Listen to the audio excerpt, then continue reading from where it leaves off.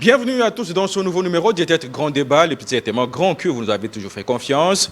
Ce jour, nous recevons Henri Petit, le président national du parti politique Union des Patriotes Démocrates Chrétiens UPDC en sigle, parti politique, membre du regroupement politique AAC Bar Palou et membre de l'Union Sacrée de la Nation. Il a été candidat au député national non élu aux législatives de 2023 à Oshwe, dans la province de Maïndombe. Avec lui, nous allons parler des grandes questions qui font la une au pays. C'est notamment cette sortie médiatique de l'ancien ministre de Finances, Nicolas Kazadi, le remplacement de l'IGF, Jules Lingeti.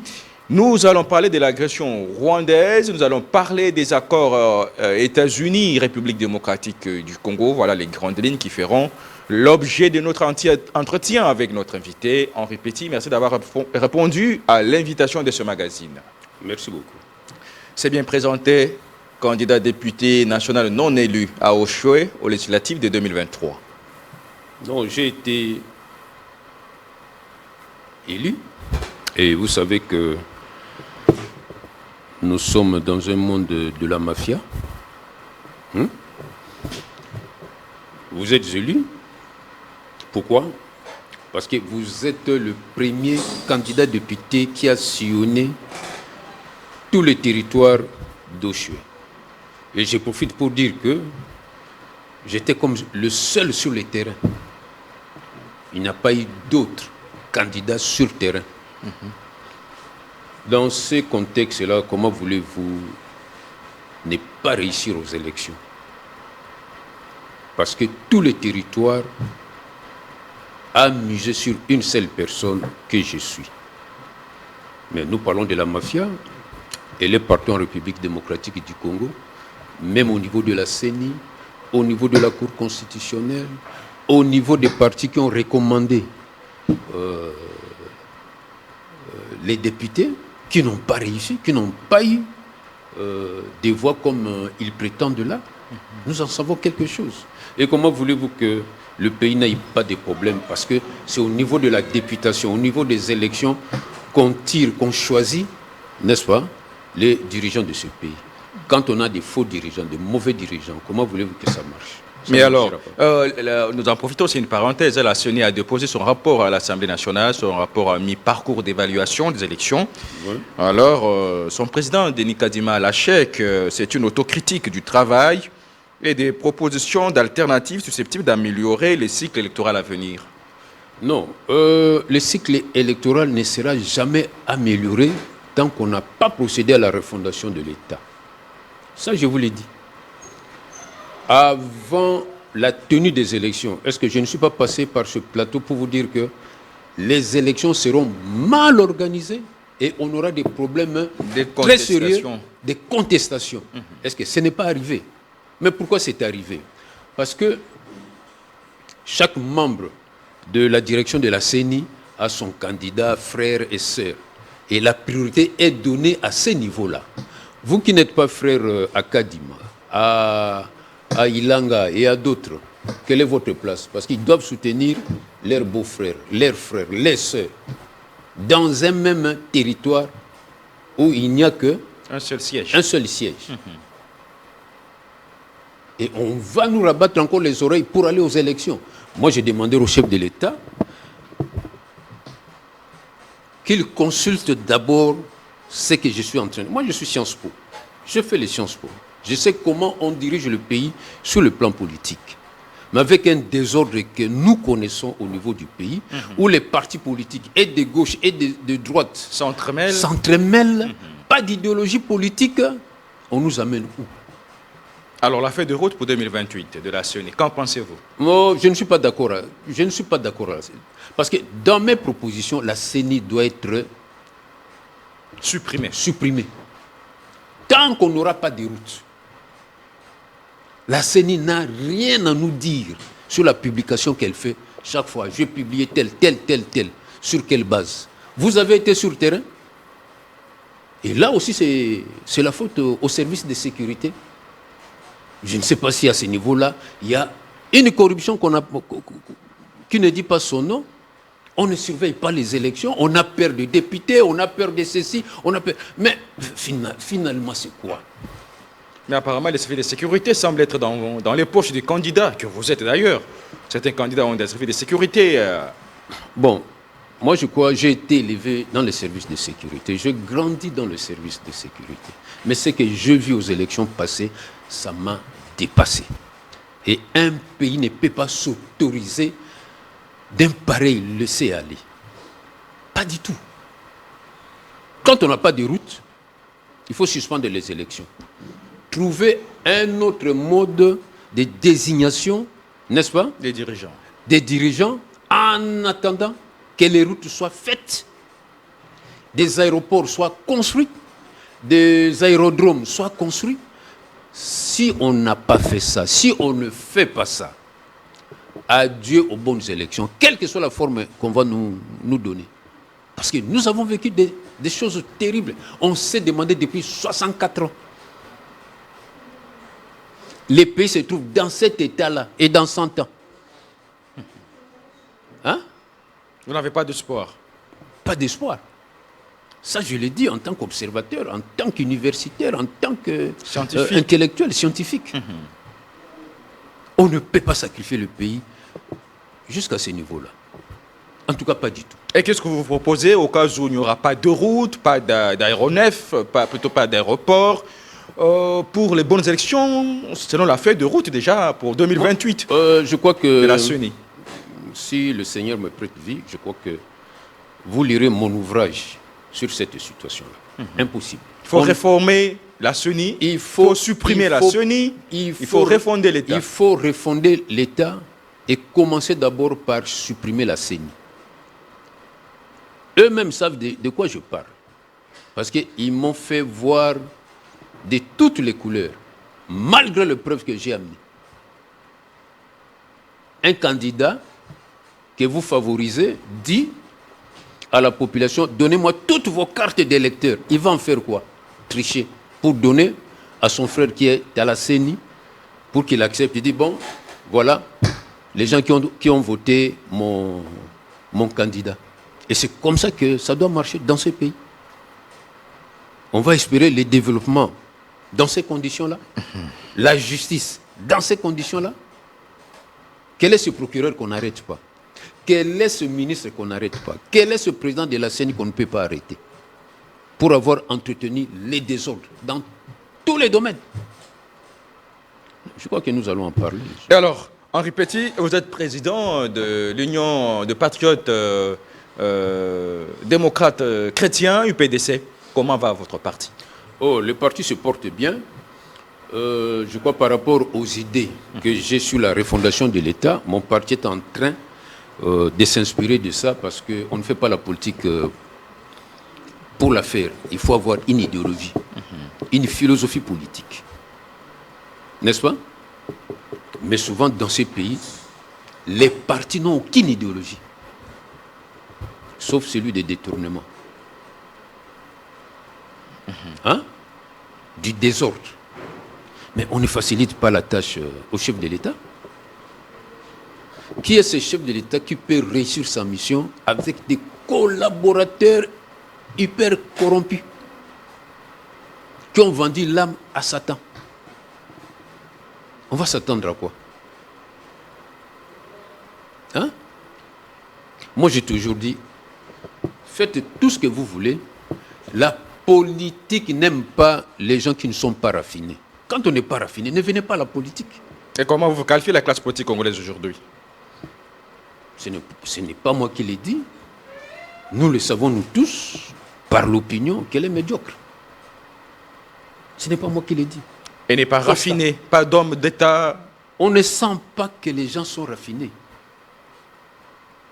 La politique, la politique marche avec des gens raffinés, très raffinés. Pourquoi il y a les sciences politiques? Ceux qui ont fait les sciences, ceux qui ont initié les sciences politiques sont des bandits. C'est une science. Et quand il y a science, il y a des normes à suivre. Mais quand vous n'êtes pas passé par là, vous faites quoi en politique? Vous faites quoi? Mais est-ce que c'est ça la conception de la politique en RDC? Ou la politique en RDC, c'est vraiment facteur chance, facteur ramassis, facteur opportunisme? J'ai aimé votre question. Ici, c'est chance et le Copamba. Mais si je suis devant chance et le Copamba, un système qui veut que chance est à la Pamba, est à Pamba, ou Tosa Obika, moi qui ai étudié, moi qui suis passé par cette science, et j'ai évolué dans une école qui respecte le pouvoir. Moi, je sors de l'école du maréchal Mobutu, même si j'étais trop jeune à la présidence de la République, même les maréchals respectaient mon travail. Et partout où je suis passé, qu'on me dise seulement, Petit, nous avons un dossier de détournement contre vous. Un dossier sale contre vous. Un dossier sale. Ça n'existe pas. Depuis le régime de feu président Mobutu, depuis le régime vous avez été également mandataire à l'OGFREM. Non, plutôt à l'OCC. À l'OCC. Sous Joseph Kabila. Non. Donc ça veut dire que partout vous êtes parti, passé de régime en régime, vous n'avez jamais été trempé dans quelques dossiers. On ne peut pas me trouver là-bas. Mais pourtant, vous n'êtes pas un saint. Est-ce que je suis mort pour ça? Et pourtant, vous êtes un saint. Non. C'est pour cela que vous êtes saint. La sainteté, c'est autre chose. On ne sait pas prévaloir d'être saint. Même devant Dieu, personne n'est saint. Je mets défaut, ça existe. Mais devant le devoir qu'on m'a assigné, zéro faute. Je fais mon effort pour que j'agisse comme un homme saint. Comme un homme intègre, correct. Intègre, tout ce que vous voulez. Demandez partout où je suis passé. Petit ne blague pas. J'ai de l'autorité. N'est-ce pas? Dans la matière que vous m'avez confiée. J'étais à l'OCC, j'étais à Kilomoto. À l'OCC, j'ai reçu aussi un IGF, Batou Benga. N'est-ce pas? Je ne sais pas s'il est vivant, je ne me suis pas renseigné. Mais il me contrôle et il se retrouve devant une entreprise qui est gérée par quelqu'un qui a fait un effort, qui fait un effort pour que sa gestion soit assainie. Mais l'IGF m'a dit, mais monsieur Petit, mais comment est-ce qu'on peut gérer comme ça? Même moi, là, l'IGF, je ne sais pas où t'attraper. Mais vous verrez que, au niveau de la gouvernance, ce sont des gens comme ça, comme nous, qu'on fait la guerre. On fait la guerre à la bienséance, au bon sens. Et moi, je leur pose la question. Vous qui gérez, quel est votre bilan? Mais alors, vous avez suivi cette sortie médiatique de Nicolas Kazadi, ancien ministre des Finances. Catastrophe. Il a dit des choses. Comment vous avez critiqué, analysé ses propos de gestion de projet? Une question de gouvernance? Ça ne m'étonne pas. Des finances publiques. Soyez à l'aise. Vous parlez à quelqu'un qui est suffisamment documenté. Vous avez le temps. Parce que je suis passé par des services. Même à ce niveau-là, on m'a reproché de quoi? Rien. Quand on a affaire avec un petit... Sous Mobutu, dans les services de renseignement, vous avez été correct. Mais vous étiez... On va revenir. Vous étiez peut-être gamin. N'est-ce pas? Le président Mobutu reçoit une information selon laquelle on va plastiquer la voie du Zaïre, on va plastiquer la poste. En 1983, si je ne m'abuse, 83. Il dit, cette enquête de cette ampleur, pour que j'aie la confirmation, il faut que j'envoie un petit. Vous à l'époque. C'était vous à l'époque. Un petit, c'est moi. Et Mobutu avait confiance en vous. Agent spécial. J'ai été agent spécial auprès du maréchal Mobutu. très peu le savaient parce qu'à cette époque-là, on ne s'affichait pas. Les services secrets. Les services secrets étaient d'abord très raffinés aussi. Raffinés, très bien entretenus. Les gens me voyaient rarement à Kinshasa. Alors, vous étiez dans le dossier? Alors, j'étais dans le dossier. Je suis parti, j'ai enquêté. J'étais à Bruxelles et la base...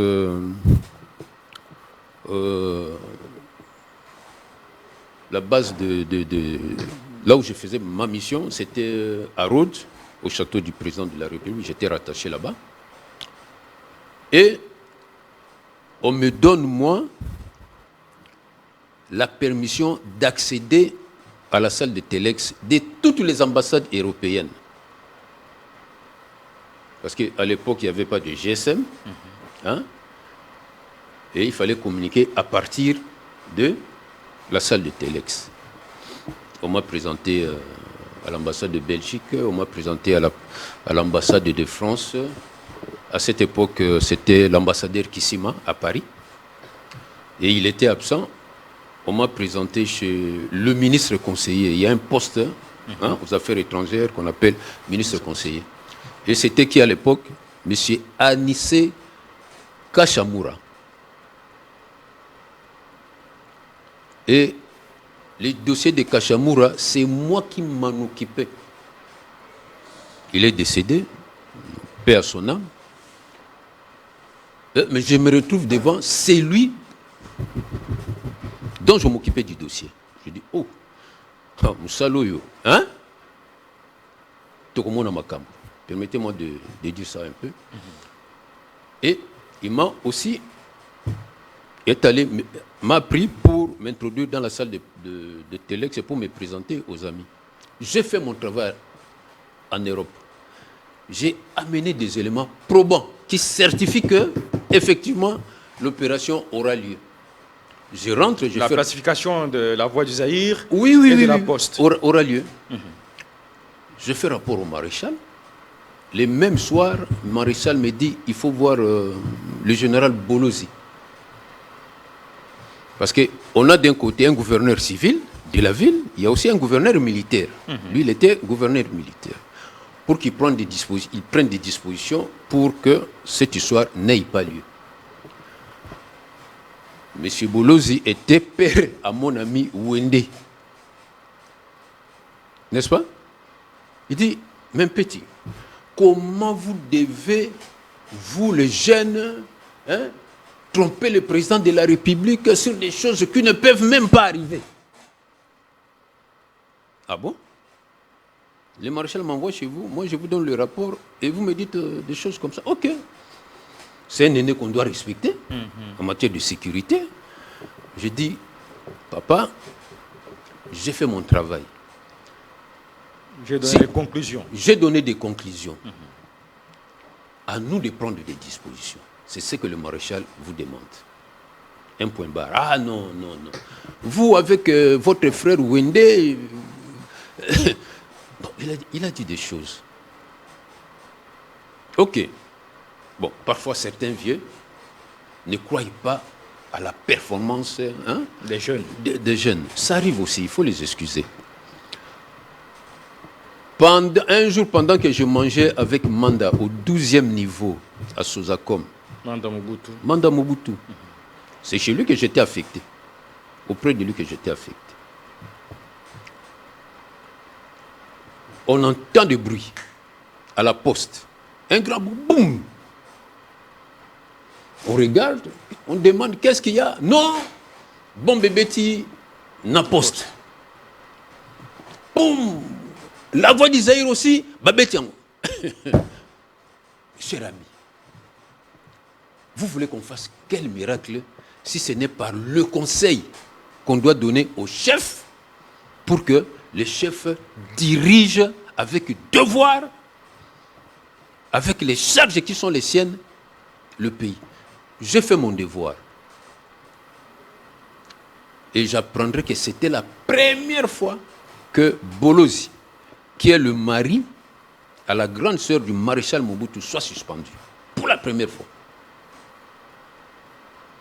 Mais quand nous, là, nous proposons des choses, soit au conseil spécial, soit au chef de l'État lui-même, Mais ils doivent savoir que nous venons d'une expérience incontestable. D'une grande école, hein? Une grande école. De Mobutistes. Et d'une grande école. Mais aujourd'hui, nous sommes des fascistes. Nous sommes des fascistes. Alors, comment vous avez tamisé ces propos médiatiques de Nicolas Kazadi? Non. Vous les calquez sur quel... Non. Sur quel tamis? Je vous dis... Pas de caractère d'homme de temps. Lui, le président... Des dénonciations du mauvaise gestion. Le président Mobutu n'avait pas d'amis quand il gérait. Que vous soyez King ou Wadondo, il vous frappe. Que vous soyez, je ne sais, il vous frappe. Et dans le contexte actuel, Nicolas Kazadi... Dans le contexte actuel...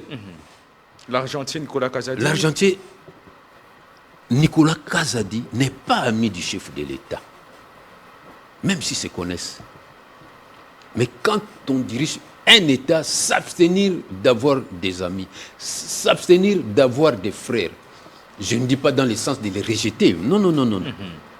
La gestion de l'État est sacrée.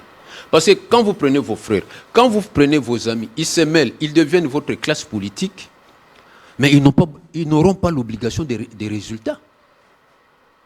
Ah, chef de l'État, Azaya Nanga, chef de l'État, Aza camarade Nanga, Agoussalangé le côté. Mais le bilan, quand on va vous demander, vous, chef de l'État, malgré tous les conseils qu'on peut vous donner, parce que notre devoir, c'est déconseiller, n'est-ce pas?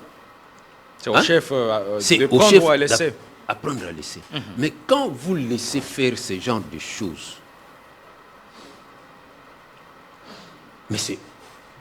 Mais Nicolas Kazadi a dit, noir sur blanc, les projets, l'argent arrive d'abord, on se les distribue, et puis après, on verra comment réfléchir sur l'exécution de projets. Oui, réfléchir, d'accord. Mais quand vous avez cet argent, vous savez à quelle destination que peuvent prendre cet argent? Ce sont des routes, l'aménagement du territoire. Nous sommes dans une capitale où les routes n'existent plus, n'est-ce pas?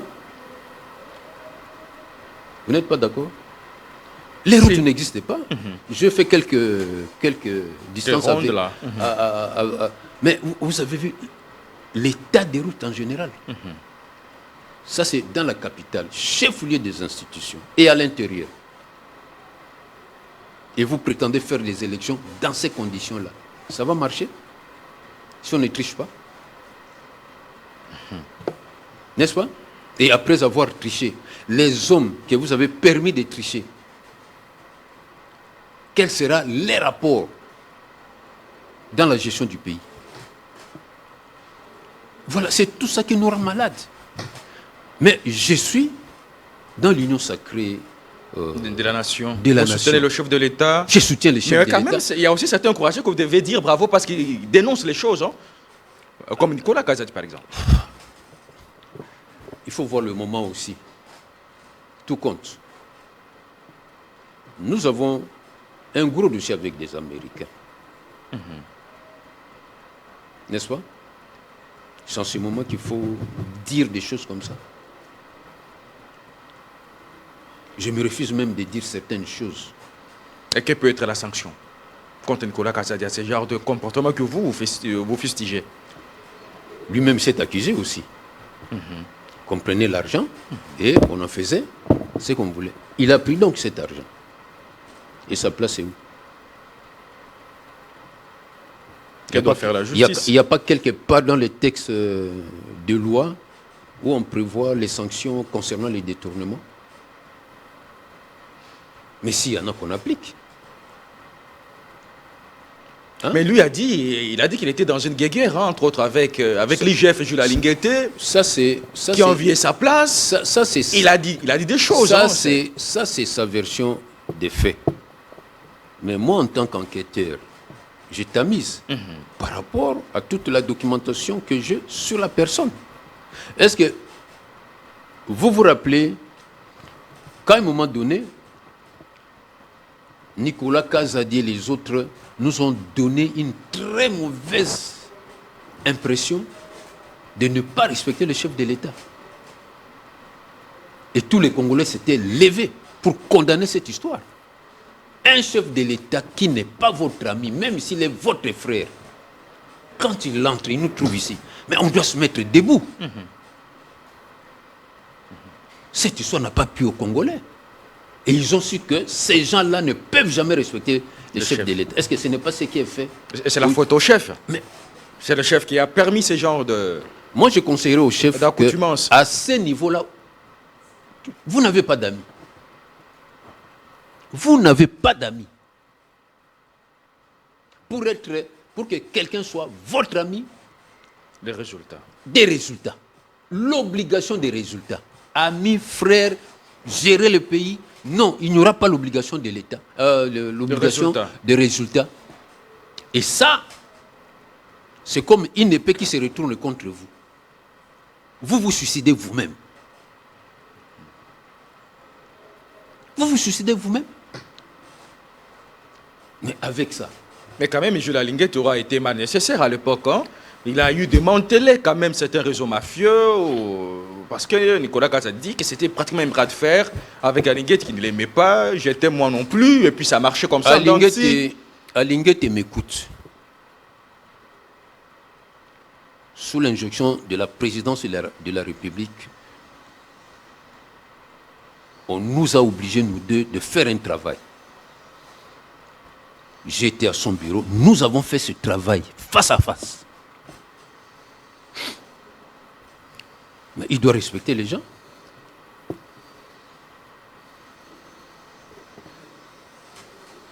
On nomme un DG AI à l'OCC par X ministre avec lequel je ne m'entendais pas parce qu'il favorisait les conteneurs non contrôlés. D'abord, parenthèse, tous les conteneurs non contrôlés contenaient quoi? Probablement les armes qu'on a trouvées chez Jacques Tani. N'est-ce pas? Hein? Les tenues, des armes, beaucoup de choses. Vous refusez qu'on contrôle les conteneurs. Des milliers de conteneurs n'ont pas été contrôlés. Et on me fait la guerre. Mais moi, je protège la nation. À l'époque, vous étiez déjà à l'OCC. Non. Là, j'étais directeur de l'Interpol à l'OCC. Donc, je devais veiller sur ça. Hein? Même un conseil spécial de l'époque, qui est le bras droit pendant qu'il est conseiller spécial chez Fachi, mais il était aussi bras droit chez Kabila. Et tous ensemble, là, on fait la guerre contre moi pour que le président de la République ne sache pas ce qui se passe par rapport à tous ces conteneurs-là qu'on ne contrôle pas. Et on ne... Non, il y a des choses qui se font dans ce pays. Et on arrive même à inculquer, à demander au DG qui viendra après de ne pas signer une maison de démission s'agissant des missions de contrôle des conteneurs. Et ce DG est là. Est-ce qu'ils nous ont tous mis en sécurité? Mais vous voyez comment des choses se font. Un conseiller spécial qui ne sait pas traiter les dossiers de sécurité, c'est un conseiller spécial. Et à la place, vous demandez à ce qu'on m'élimine. Mais vous prenez l'argent chez le chef de l'État. Mais en réalité, vous lui rendez pas la branche sous laquelle il est assis. Je ne peux pas accepter. Mais je remercie quand même le chef de l'État. En ce temps-là, il avait pris... il m'avait défendu. Il dit finalement, je trouve que c'est un petit qui devrait être à votre place. Parce que voilà, il m'a orienté sur ça. Alors que vous m'avez menti. Vous m'avez menti. C'était François Beya. Moi, je ne cite pas le nom, mais appréciez vous-même. Vous m'avez menti. Mais c'est comme ça que, quand on est conseiller du chef de l'État, abstenez-vous de tromper cet homme-là. Parce que l'avenir de la République en dépend. Et alors, Henri Petit, vous êtes politique, vous êtes scientifique. Je n'ai pas terminé. C'est sur Nicolas Kazadi. Pour n'avoir pas respecté les chefs de l'État, même ses maîtresses, tout simplement debout pour respecter cet homme-là. Qui au fait, c'est un roi. Et dans la Bible, on dit quoi? Le roi a le pouvoir de vie et de mort sur ces sujets. Lui, Kazadi là, si le président s'occupe de lui, il va devenir qui? Le roi là, qui est le président de la République, c'est un soleil. Nous, à l'époque, quand on voyait Mobutu, je crois les mamans rigolaient, riaient, jusqu'ici. Le simple fait de voir le maréchal.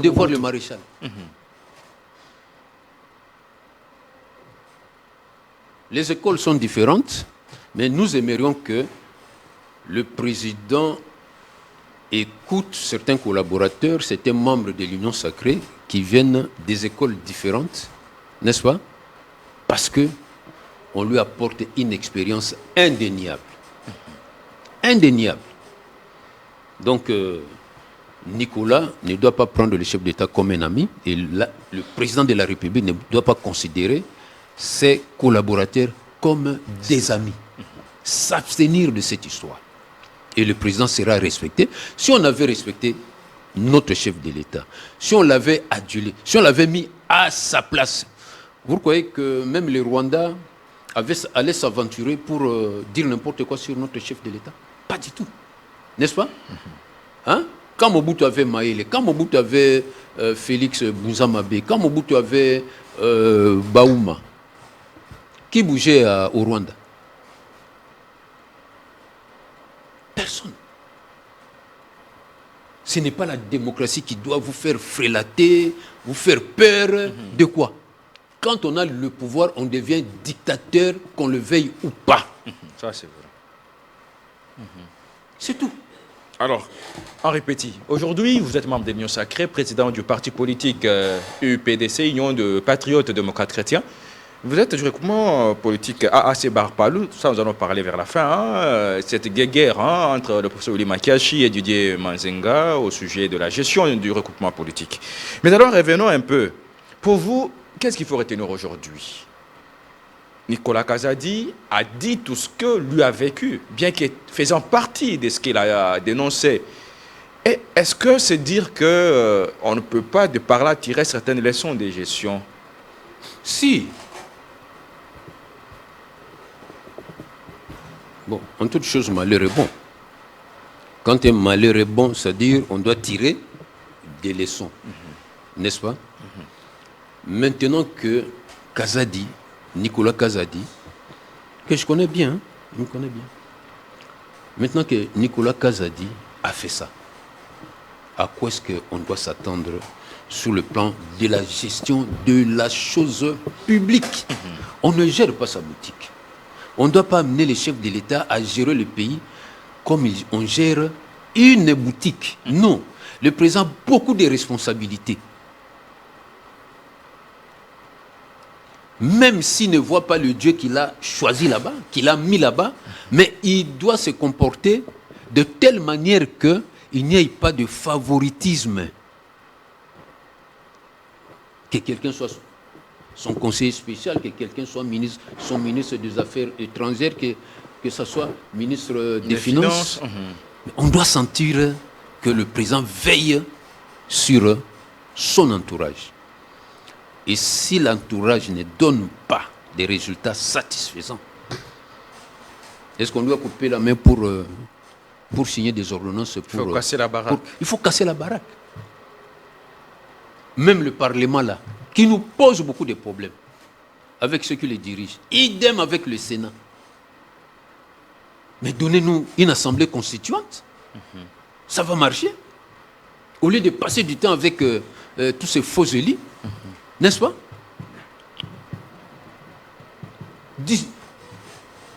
Je vous demande de dissoudre ça, si ça ne dépend que de moi. Dissolution totale. Assemblée constituante. Les Américains arrivent. OK. Mais ils voudront quoi? Que le pays soit sérieux? Et comment alors vous trouvez ces accords-là? Selon moi, connaissant les accords États-Unis, RDC, parce que vous y êtes. Quelqu'un a dit, ah mais les Américains sont au Somalie, non à la Somalie, ils n'ont rien fait, ils ont des bases là-bas. Ici, ce n'est pas un problème de base, c'est un problème économique. Et la Somalie peut donner quoi aux États-Unis? Rien de spécial. Mais nous avons beaucoup à donner aux États-Unis. à relever son économie. Et en même temps, profiter de la présence des Américains, des investissements américains, pour que le pays aussi se développe. Mais les Américains n'aiment pas la fraude.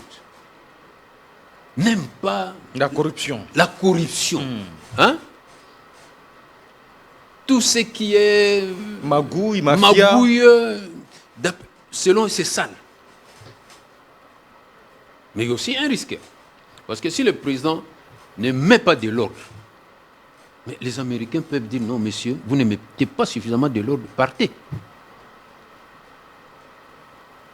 Mais est-ce que la sortie de Nicolas Kazadi aura été nécessaire pour un peu redresser les choses en vue de ces accords? Non. En vue de ces accords économiques, États-Unis, RDC. Lui-même, Nicolas Kazadi accepte que les accords avec les Américains, ça ne pose pas de problème. Mais les citoyens congolais, qui sont des dirigeants, vont poser des problèmes aux Américains. Parce que nous sommes habitués à ne pas être sérieux. Corruption ici, corruption là-bas, impunité ici, impunité là-bas. Nous qui venons de bonnes écoles, ça nous offusque. Mais on est dans l'union sacrée. Qu'est-ce qu'il faut faire? Ne pas parler, nous en parlons. Mais dans le sens du conseil. Hein? Vous comprenez? L'Interpol, d'où je viens, mais c'est un prolongement de l'agence américaine de sécurité. N'est-ce pas? J'ai passé tout mon temps à combattre la criminalité. Depuis Mobutu, à l'Interpol, oui, jusqu'à aujourd'hui. Mais quand les Américains arrivent, moi je suis à l'aise. Parce qu'ils vont trouver en moi un partenaire. Mais les autres, ça pose un problème. Ça pose un problème. Et ça va désavantager la République. Ça va désavantager la République. C'est pourquoi j'en appelle à la lucidité du chef de l'État pour qu'il sache que ses collaborateurs ne sont pas ses amis. Et les collaborateurs doivent savoir qu'ils ne sont pas l'ami du chef de l'État, même s'ils ont partagé la vie ensemble. N'est-ce pas? Parce qu'après tout, ce comportement-là de Nicolas Kazadi, ça relève de quoi? Non-obligation des résultats. Quand il était aux affaires, vous avez entendu critiquer le chef de l'État ou son système?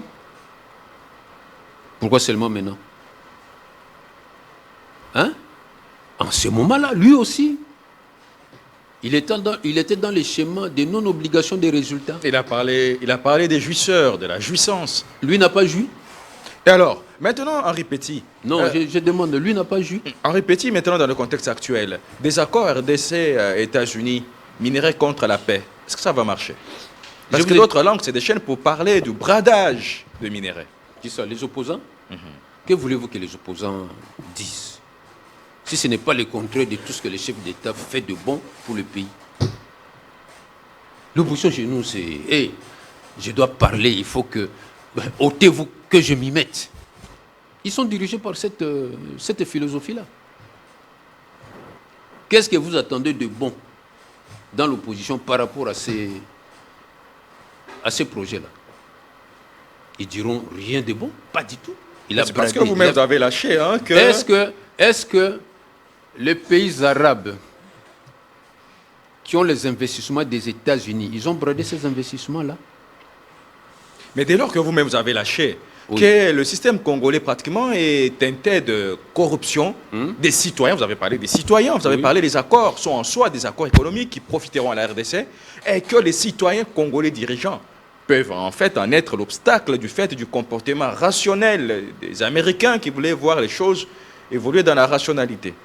Vous ne craignez pas qu'à un certain moment qu'il y ait de quoi que dans ces accords, du fait du comportement des citoyens congolais? Connaissant les Américains, connaissant aussi mes compatriotes congolais, mais c'est une guerre de valeurs. Valeur contre anti-valeur. Qui va l'emporter? Je viens de vous dire ici, les Américains, ne supportant pas les antivaleurs, peuvent faire quoi? Peuvent se rebuffer.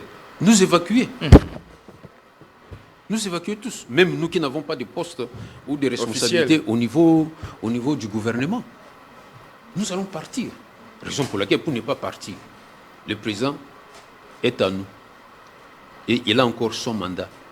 Président de la République, nous vous disons d'agir dans ce sens pour que les Américains... Pas d'amis. Pas d'amis. Pas de frères.